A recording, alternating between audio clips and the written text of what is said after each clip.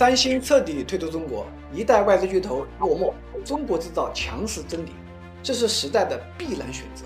最近，三星正式官宣全面退出中国家电市场，电视、冰箱、洗衣机、显示器全品类关停，年内将清完所有库存。曾经的全球家电霸主，中国市场的绝对王者，只用了10年时间就被国产彻底碾压，从巅峰跌落到市场边缘，你敢信吗？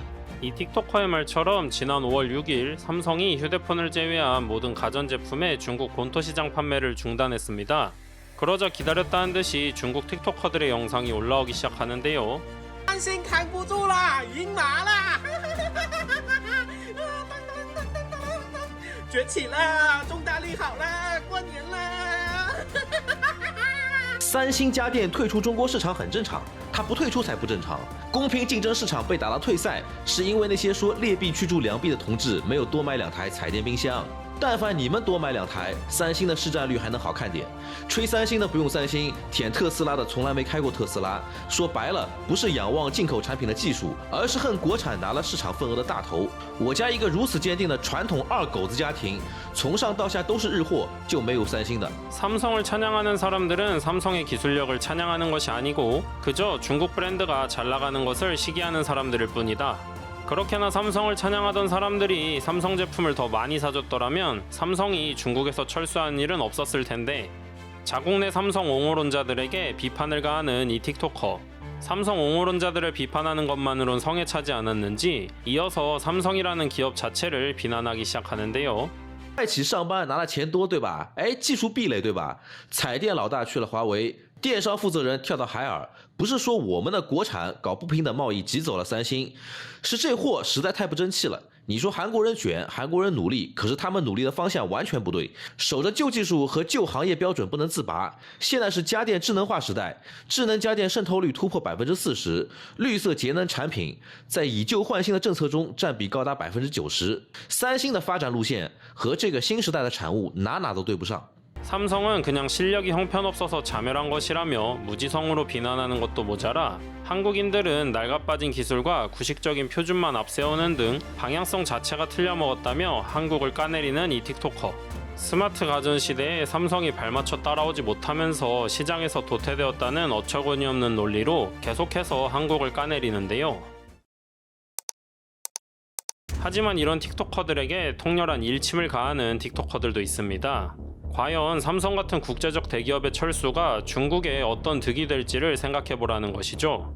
三星市场退出中国了，国产家电又赢了，哥们儿，你想屁事儿呢？你真以为三星退场是好事儿吗？人家为啥退出中国？意思你们卷吧，我不跟你们玩了。确实，三星家电很贵，你国产的性价比比较高，价格确实没有优势，但你不能否认人家产品确实很优秀啊。我们愿意为原创的技术付费，也愿意为经验的技术买单。你不说别的，三星是不是开创了冰化电视？你 삼성 가전이 비싼 건 사실이지만 그만큼 품질이 뛰어나다는 것도 부정할 수 없다. 즉 가격에 걸맞는 성능을 보여주기만 한다면 소비자들은 얼마든지 그 상품을 살 의향이 있다는 것이죠. 특히 틱토커는 자국 제품들의 무한 카피 경쟁에 아주 질려 보이는 듯한데요. 你反观国内呢，你还敢搞真正的创新吗？大家都在盯着友商的 PPT， 你卷超薄我也卷超薄，你搞零件我也搞零件，所有人都在这块越来越小的蛋糕里比，谁更不要命？最后呢，消费者得到的全都是参差不齐的产品，不是质量提不上去，而是内卷的价格，你就不配拥有更好的产品。所以我觉得三星退场不是一件好事儿，这反而更加印证了国内市场这种病态的发展。 중국산 제품들이 도전적으로 새 상품을 만들어내기보단 서로 카피하며 비슷한 제품들만 쏟아져 나오고 있다는 것을 이 틱토커는 아주 잘 알고 있습니다. 특히 품질에 기댈 수 없기 때문에 서로 가격만 낮춰가며 경쟁하는 행태에 오히려 소비자들만 손해를 보고 있다며 불만을 토로하는데요. 여기 다른 틱토커는 과거 중국에서 삼성의 공장이 철수하던 상황까지 끄집어내며 외국 자본의 중요성에 대해 설명합니다. 三星滚出中国，外资给我滚出中国！好，现在已经滚出去了。2019年，山西的一个惠州工厂关闭了，当时4000多员工，根据工龄，每人给他赠送一部手机做纪念，价值在3到8千元之间。同时呢，他还为工人多缴纳1个月的五险一金，给工人时间找新的工作。除此之外，他还补发 N+3个月的工资，工龄较长的普通工人呢，补偿金额高达10几万。 이 틱토커가 언급한 삼성의 공장은 중국 광둥성에 위치했던 후이저우 공장입니다. 1992년 한중 수교 이후 계약을 체결했던 이 공장은 약 30여 년 가까이 이 지역을 먹여 살렸는데요. 스마트폰을 주력으로 생산하던 후이저우 공장은 전성기인 2011년엔 한 해 동안 7,014만 대의 스마트폰을 생산해냈습니다. 특히 2019년에 삼성이 철수할 당시 이 틱토커의 말처럼 직원들에게 제공한 다양한 혜택은 중국 언론들에게서 품위 있는 철수라며 조명받기도 했었는데요. 还有他在撤离前，三星就开始联系比亚迪、TCL 等企业，努力为4000多名员工找到新的工作岗位，让他们的生活能有保障。有商你细品一下，对吧？当有一天外资都撤出中国，市场没有了竞争，你说结果会怎样？ 삼성뿐만 아니라 이러한 외국계 대기업들의 잇따른 중국에서의 철수가 자국엔 전혀 도움이 되지 않는다는 것을 열심히 설명하는 이 틱토커. 특히 반도체 산업이 연일 상한가를 찍고 있는 요즘 단순 제조업에만 치중하던 중국의 스마트폰 제조사들의 고충은 이만저만이 아닌데요. 이 틱토커는 이미 올 2월부터 이러한 중국 내 산업의 문제점을 지적하고 있었습니다. 行内人士说，今年厂家压根不想上新低价安卓机了。存储价格翻背后呢，占低端机的物料成本是30个点，除了减配提价之外，毫无办法。有开玩笑说国产机都在给韩国人打工，还真没错。去年国内厂商卖硬件的利润撑死也就小几百亿，但你去看韩国的三星和海力士，光手机存储的利润就至少1300亿，而且存储还在暴涨，今年只会差更多。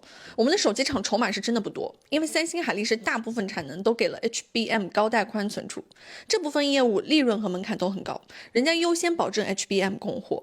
手机存储在产能不足的情况下呢，人家可以说是爱做不做了，相当于人家不缺生意，但你缺了人家就要命了。 이 틱토커의 설명대로 샤오미, 오포, 비보 등 중국 스마트폰 제조사들의 주력 스마트폰에는 삼성과 하이닉스의 메모리가 사용됩니다. 하지만 이 메모리의 가격이 폭등하면서 스마트폰의 원가 자체가 상승해버리고 기업들이 새 제품을 출시하기가 애매해지는 것인데요. 특히 낮은 가격으로 승부를 봐야 하는 중국 제조사들에게는 이러한 상황이 더욱 치명적인 것이죠. 반면 삼성과 하이닉스는 입맛대로 고객을 골라가며 떼돈을 벌어가고 있는데요. 중국의 제조사들과는 달리 애플이 이 상황에서 살아남은 방식도 흥미롭습니다. 那相对来说，苹果就好很多。苹果供应链的价格都是提前锁定的，存储厂呢也不敢轻易得罪苹果去涨价。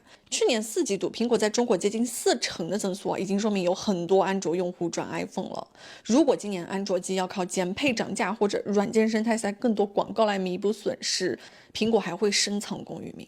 核心硬科技还是太重要了，你要不像韩国人那样在关键零部件有垄断的技术，要不就像苹果一样有完美的生态。